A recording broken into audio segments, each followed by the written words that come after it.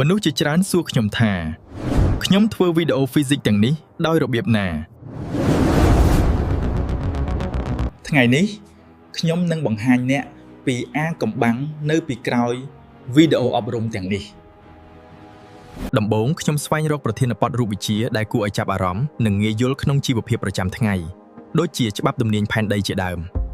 បន្ទាប់មកខ្ញុំរៀបចំកត់ចំណុចសំខាន់ៗនិងសរសេរ script ដោយមានជំនួយពី ChatGPT ចូលដល់ដំណាក់កាលសំខាន់ខ្ញុំសរសេរ prompt លម្អិតឲ្យ AI បង្កើតតួអង្គសំឡេងនិង animation AI នឹងបង្កើតវីដេអូតាមការពិពណ៌នារបស់ខ្ញុំផ្លាស់ប្ដូរអក្សរទៅជារូបភាពដ៏រស់រវើកបន្ទាប់ពីបានវីដេអូខ្ញុំយកវាមកកាត់តក្នុងកម្មវិធីកាត់តវីដេអូខ្ញុំបន្ថែមអក្សរសំឡេងនិង effect ដើម្បីឲ្យវីដេអូមើលទៅកាន់តែទាក់ទាញនិងសប្បាយ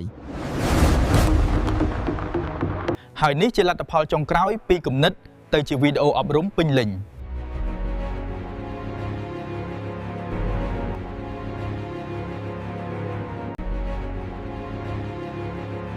បើអ្នកចង់ឲ្យខ្ញុំបង្រៀន prompt ឬ AI tool ដែលខ្ញុំប្រើ comment មកខាងក្រោមបាន